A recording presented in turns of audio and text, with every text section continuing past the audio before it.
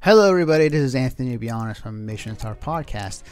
I haven't made one of these videos in a long time. The last time I did this was for, I believe, the My Little Pony fiasco with jam animations. Anyways, so this past weekend I had the opportunity to really play the crap out of the Street Fighter V beta. That was on PS4 and PC. I bought both. And I pretty much decided to play on the PS4 more, just for the reason that my PC can barely handle it, for now at least. But I had some real time to really play with the game, and my thoughts after playing a lot of it, I had a lot of fun. The combo system in the game is actually pretty simple enough to you and I be able to pull off combos.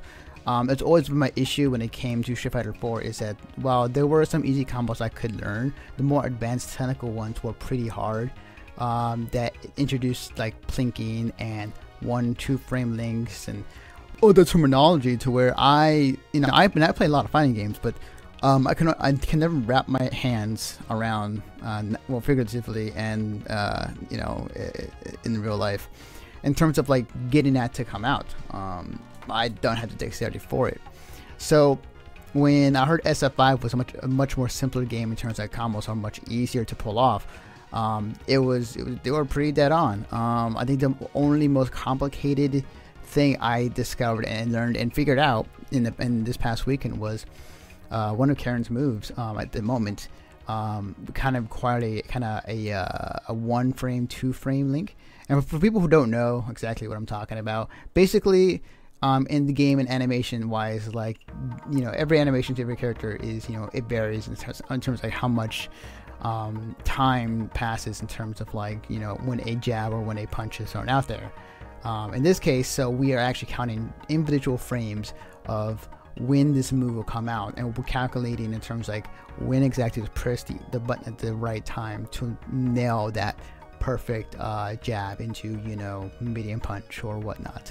So there was one move that Karen had that was a 1 to 2 frame window to pull off, and I feared that it was me plinking, even though Capcom has said there's no plinking in this game or card throws. But they discovered like it's literally just like 2 buttons at the same, like one after another, 1 2 in terms of like sliding up buttons on whatever punch button you were using, and I was able to pull it off, and I felt pretty happy about that.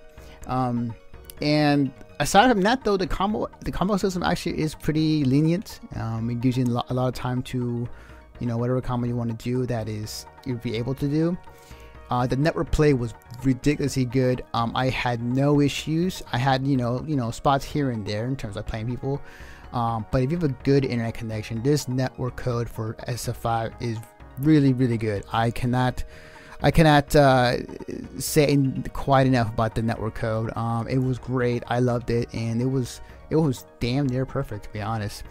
Aside from that, the characters themselves, like out of the characters so far, I have my 2 favorites, Mika and Karen. Everybody else is, it's cool to have. It's cool to see that different characters coming in that are older now or has changed over the years, like seeing Bison with gray hair, or seeing like Ryu in his alternate costume, like his full-on beard. It's really cool to see these characters evolve over time, and it was really fun. I have not played a game for, I'd say, 2-3 days straight, where it was just really excited and figuring out like, okay, so this combos into this, and it's also getting back to the mind games in terms of like how to read an opponent. And the more I thought about it, this game it harkens back to something I was thinking about, and it's something I actually been meaning to actually talk about on this platform that we have, that is Mission Star Podcast. Is that the thing about Street Fighter in the fighting game community is that I feel like Street Fighter is a game where, since it started, like since it came back in 2009, it definitely grew not only as its own thing through tournaments and through eventually a bigger platform through esports, technically. Street Fighter has always been kind of the universal game that people are drawn into, hardcore and casual, and they got so much support, especially this past 2 years with Capcom. Wait, not Capcom, but say Sony. So the more I think of it, the hype that's coming up for SF5, the amount of attention that has been getting, and just like even players that that I talk to that are play other games, are really excited about Street Fighter 5, and this is like on across all platforms. Not everybody within the fighting game community is excited for Street Fighter 5, but it seemed to me like a kind of like a growing hype, but also at the same time something we can all latch onto and kind of universally say like, this is the game that we're really excited for, and not a different version of Ultra Street Fighter 4 or Street Fighter 4 or Super Street Fighter 4 or Arcade Edition. Now it's interesting to see how Street Fighter 5 is becoming this thing where, and I kind of feel like Street Fighter in general is very vital to the fighting game community, in a sense that right now Street Fighter 4, Ultra Street Fighter 4 is a major component in the esports scene for the FGC, whether the FGC likes it or not. And it's a game that gets the most views. It's the game that draws in the most the hype, the most excitement. You would see articles written about Evo, or videos that are displayed over the internet, and people going nuts, and something you cannot reproduce. And it happens every other time when a tournament of that magnitude for Street Fighter happens. And don't get me wrong, like other tournaments have the same amount of hype, but it seems to me like Street Fighter has been kind of put out there at the forefront as a representative of the FGC in a way. Not entirely, like because the FGC, the fighting game community is broken up into many different genres, including anime games, 3D games like Dead or Alive, some other games that don't necessarily fall into the Street Fighter type of game. So as time goes on, the thing about it kind of makes you wonder is we have such a huge investment in Street Fighter. Let's say we, FGC. The FGC has a huge investment in Street Fighter, to the fact that it's almost at fault, because what if Street Fighter 5 ends up being not good? Honestly, from my time playing it, it's really good, it's really fun. But what's to say in an alternate universe, it wasn't good, and it turned out to be a flop. Like, what does that do to the scene? Like, what does that do to the fighting game community? Like, would it hurt it so much to where sponsors and companies like Sony are gonna back off from supporting the games since it's not drawing enough cost? There'll still be a group of people who will still like the game and still play it, but if anything, they'll go back to Ultra Street Fighter 4. It feels like we're just too dependent on having Street Fighter as our main game to grow the fighting game community out. It should be more evenly hyped for every other game, and it's not Street Fighter's fault, it's not Capcom's fault, it's more or less what the fighting game community falls into, because you still got a good bunch of people who love Street Fighter, but then you got a good number of people who like Guilty Gear or BlazBlue or Virtua Fighter, but those scenes are not as big as Street Fighter or Capcom. And the reason why is because Capcom and Street Fighter has been around since the early 1990s. It blew up after Street Fighter 2. It grew into Street Fighter 3, Third Strike, Alpha Series, Street Fighter 4, Street Fighter 5, and everything else around that. And Street Fighter characters have been around for a very long time, and people know who Ryu is, people know who Ken is, people know who Chun-Li is. Hell, like majority girl cosplayers I've seen, I feel like eventually in their livelihood they have cosplayed Chun-Li in some sort of fashion, or Cammy, or Sakura. Like, I feel like those are the three main characters that I feel like every other cosplayer girl has done over the years. And these people may not be as serious into the competitive scene, but recognize these characters and recognize the series. So when Street Fighter 5 comes out, it's going to be big, it's going to be huge, it's going to be exactly the excitement that was in 2009 when that hit, and how much that exploded. Because memory serves me right, before 2009, like the last game they made, a proper fighting game from Capcom, was Street Fighter 3 Third Strike, and that was a great game, but it there was definitely the core group of people who were playing that game and loved it, and it's a really great game back then, but it didn't sell well. People weren't recognizing the characters, except for the exception of Ryu and Ken.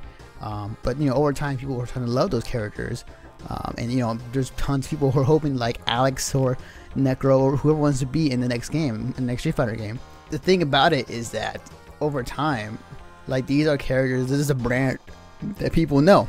I believe Capcom has this correct. I think that they will nail this out of the park when the game comes out.